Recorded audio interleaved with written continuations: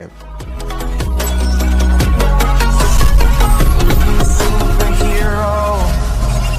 Cosmic immortal Hulk, Thanos with cosmic regulator और God emperor doctor Doom, ये तीनों characters Marvel comics के 3 ऐसे पावरफुल कैरेक्टर्स हैं जिनके सभी पावर्स नियरली इन्फिनाइट लेवल के हैं। तो क्या होगा जब हम इन तीनों ओवर पावर कैरेक्टर्स को आपस में कंपेयर करेंगे? तो चलिए स्टार्ट करते हैं। तो अगर बात करें इमॉर्टल हल्क के ओरिजिन की, तो इमॉर्टल हल्क हमें कॉमिक्स में सबसे पहली बार दिखा था सिविल वॉर 2 के इवेंट्स के बाद, जहां बैनर खुद को मारने के लिए एक एरो यानी तीर बनाता है और वो एरो हॉकाई को दे देता है और उससे कहता है कि ये तीर सीधे मेरे सिर में मारना, और हॉकाई भी एकदम ऐसे ही करता है। और अब इन सब इवेंट्स के बाद अवेंजर्स और बाकी दुनिया को भी ऐसा लगता है कि हल्क अब मर चुका है, लेकिन इसके कुछ टाइम बाद चैलेंजर, जो कि यूनिवर्स के एल्डर्स में से एक है, वो हल्क को फिर से ज़िंदा कर देता है।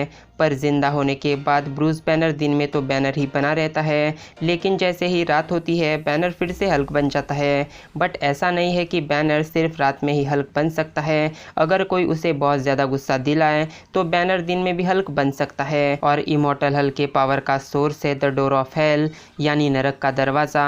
और बेसिकली इमॉर्टल हल्क को उसके सभी पावर्स मिलते हैं एक डेमन गॉड से, जिसका नाम है द वन बिलो ऑल। और द वन बिलो ऑल एकदम इक्वल और अपोजिट है द वन अबो ऑल के, और इसलिए द वन बिलो ऑल को एक एंटी गॉड भी कहा जाता है। और इसे सबसे ज़्यादा मज़ा आता है लोगों को पोजेस करने में। और आप ये भी समझ सकते हो कि इमॉर्टल हल्क को द वन बिलो ऑल ने ही पोजेस किया है, और इसलिए हल्क के इस वर्जन को इमॉर्टल हल्क कहा जाता है। और हल्क को ये इमॉर्टलिटी मिलती है द वन बिलो ऑल से। पावर्स एंड एबिलिटीज़, तो अगर बात करें इमॉर्टल हल्क के पावर्स की, तो हल्क के पास है super human strength, super human durability, super speed, regenerative healing power, super breath, energy manipulation, enhance hearing, enhance senses, energy absorption, size shifting, shape shifting, radiation control, radiation absorption, super human intelligence और super human stamina. Immortal Hulk इतना ज़्यादा durable है कि planet earth के किसी भी weapon का असर उस पर नहीं होता। इमॉर्टल हल्क ने हरक्यूलिस को ओवर पावर कर दिया था।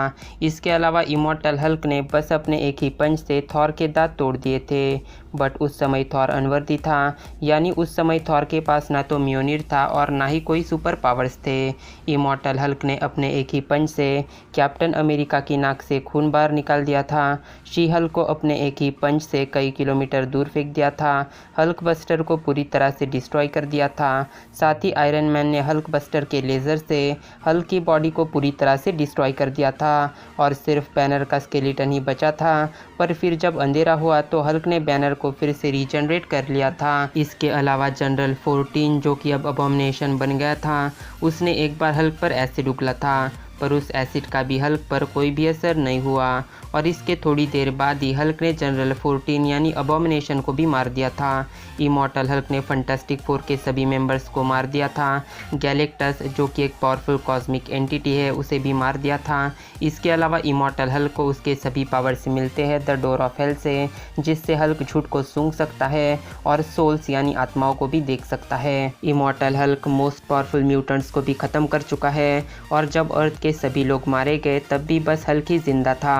हल्क ने सेंटियन ऑफ द कॉस्मोस को जिंदा ही निगल लिया था, जिसे कुछ लोग एंजल भी कहते हैं। साथ ही इमॉर्टल हल्क को जिंदा रहने के लिए खाने पीने और सांस लेने की भी कोई ज़रूरत नहीं है। और अगर कभी ब्रूस बैनर मारा जाए तो हल्क बैनर को रात होते ही फिर से ज़िंदा कर देता है, यानी हल्क का ये वर्जन पूरी तरह से इमॉर्टल यानी अमर है। तो अब बात करते हैं गॉड एम्परर डॉक्टर डूम की। तो अगर बात करें गॉड एम्परर डॉक्टर डूम के ओरिजिन की, तो बियॉन्डर्स मार्वल यूनिवर्स के second most powerful beings multiverse में कुछ एक्सपेरिमेंट करना चाहते थे, और इस एक्सपेरिमेंट के लिए बियॉन्डर्स का प्लान था मल्टीवर्स के सभी मॉलिक्यूल मैन को मारना, और फिर ये देखना कि मॉलिक्यूल मैन के मरने के बाद इस मल्टीवर्स में क्या होगा। पर इससे पहले कि बियॉन्डर्स का प्लान सक्सेसफुल हो पाता, डॉक्टर डूम और मॉलिक्यूल मैन एक दूसरे यूनिवर्स में जाकर एक मॉलिक्यूल मैन को टाइम से पहले ही मार देते हैं, जिससे अल्टरनेट यूनिवर्स दूसरे यूनिवर्स आपस पर कोलाइड करने लगे, लेकिन किसी भी सुपर हीरो को ये समझ नहीं आता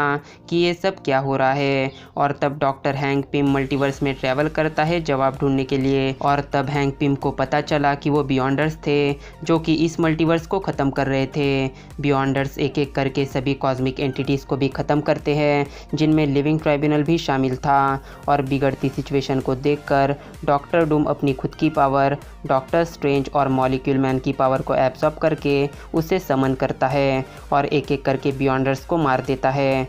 और इस इवेंट के बाद डॉक्टर डूम बन जाता है गॉड एम्परर डॉक्टर डूम। तो अब अगर बात करें गॉड एम्परर डॉक्टर डूम के पावर्स की, तो गॉड एम्परर डॉक्टर डूम के पास बियॉन्डर के पावर्स हैं, जिससे डॉक्टर डूम के सभी पावर्स लिमिटलेस हो चुके हैं, जैसे limitless strength, limitless durability, limitless speed, size shifting, shape shifting, telepathy, telekinesis, mind control powers, time travel, teleportation, portal creation, super human senses, super human hearing, super human memory और regeneration power. Doctor Doom अपने power से matter, energy, molecules, void, darkness, magic, time और reality तक को manipulate कर सकता है। Doctor Doom ने फिनिक्स साइक्लॉप्स को तब ख़त्म कर दिया था जब साइक्लॉप्स अपने फुल पोटेंशियल पर था। डॉक्टर डूम ने मल्टीपल रियलिटीज़ के सेलेस्टियल्स को ख़त्म कर दिया था और ह्यूमन टॉर्च को सन में बदल दिया था। साथ ही डॉक्टर डूम ने द थिंक यानी बेन ग्रिम को एक दीवार में बदल दिया था, एक नई आई ऑफ एगामोटो को क्रिएट कर दिया था, वो भी पुरानी वाली आई ऑफ एगामोटो से बेहतर। साथ ही डॉक्टर डूम ने थैनोस को भी ख़त्म कर दिया था, डॉक्टर स्ट्रेंज और ब्लैक बोल्ट को धूल में मिला दिया था, नेमोर को नॉकआउट कर दिया था और ब्लैक पैंथर को इन्फिनिटी गाउंटलेट के साथ हरा दिया था। इसके अलावा डॉक्टर डूम का ये वर्जन ना ही ओमनीपोटेंट और इमॉर्टल यानी अमर है। तो अब सबसे आखिर में बात करते हैं थैनोस विथ एस्ट्रल रेगुलेटर या फिर थैनोस विथ कॉस्मिक रेगुलेटर की। तो थैनोस विथ कॉस्मिक रेगुलेटर हमें कॉमिक्स में सबसे पहली बार दिखा था जेम्स स्टारलिन की Thanos the infinity conflict comics के इशू नंबर 11 में, जो 13 नवंबर 2018 को पब्लिश हुई थी। और इस कॉमिक्स में ये बताया गया है कि थैनोस के हाथ एक सेलेस्टियल वेपन लग गया है जिसे कॉस्मिक रेगुलेटर कहा जाता है। और इस बारे में लिविंग ट्राइब्यूनल ने एडम वॉरलॉक को बताया है कि इस यूनिवर्स और डायमेंशंस में अनगिनत रियलिटीज़ है और अनगिनत रियलिटीज़ अभी बन भी रही है और इन्हीं रियलिटीज़ के बीच लव और हेट के बैलेंस को मेंटेन करने का काम कॉस्मिक रेगुलेटर करता है। और ये कॉस्मिक रेगुलेटर्स अपने अपने डायमेंशंस के सीक्रेट जगह पर होते हैं जहाँ से वो रियलिटीज़ को कंट्रोल करते हैं। और उनमें से जब एक कॉस्मिक रेगुलेटर जब थैनोस को मिला तब थैनोस को कहा जाने लगा थैनोस विथ एस्ट्रल रेगुलेटर या फिर थैनोस विथ कॉस्मिक रेगुलेटर। तो अब देखते हैं कि कॉस्मिक रेगुलेटर ने थैनोस को कौन कौन से पावर्स दिए हैं।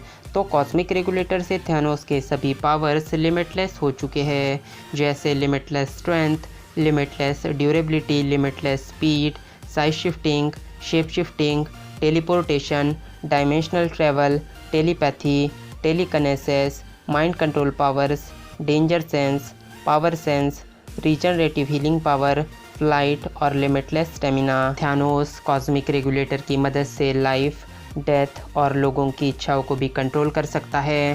थैनोस के इस वर्जन के पास अनलिमिटेड साइंटिफिक और कॉस्मिक नॉलेज भी है और थैनोस का ये वर्जन मल्टी गैलेक्सी और डायमेंशनल लेवल तक डिस्ट्रक्शन कर सकता है। और ये बात खुद लिविंग ट्राइब्यूनल ने एडम वॉरलॉक को बताई थी। थैनोस कॉस्मिक रेगुलेटर की मदद से लाइफ को 100 बार ख़त्म करके उसे फिर से शुरू कर सकता है और थैनोस वो सब कुछ कर सकता है जो कि उसके मन में हो। थैनोस कॉस्मिक रेगुलेटर की मदद से मल्टीवर्सल और डायमेंशनल लेवल पे रियलिटी रैपिंग कर सकता है और इमॉर्टल बींग्स का एग्जिस्टेंस भी ख़त्म कर सकता है। साथ ही थैनोस ने इन्फिनिटी और इटर्निटी के साथ भी फाइट की है और उन्हें हरा के उनको खुद में मर्ज कर लिया है। और अगर ये बात आपको इम्प्रेसिव नहीं लगी तो थैनोस ने कॉस्मिक रेगुलेटर की मदद से मार्वल के पूरे कॉस्मिक ऑर्डर को ही खुद में मर्ज कर लिया था, जैसे death, entropy, Galactus, infinity, eternity और most powerful cosmic being the living tribunal को भी। और इस थैनोस की जो सबसे बड़ी फीट है वो ये है कि थैनोस के इस वर्जन को मार्वल यूनिवर्स की फाइनल पावर यानी द वन अबव ऑल भी बीट नहीं कर सकते, लेकिन अभी कुछ भी कंफर्म नहीं। तो अब सवाल ये आता है कि इन तीनों में कौन है सबसे ज़्यादा पावरफुल। तो cosmic immortal Hulk, God emperor doctor Doom और थैनोस विद कॉस्मिक रेगुलेटर, ये तीनों कैरेक्टर्स कितने ज़्यादा पावरफुल है ये तो आप समझ ही गए होंगे।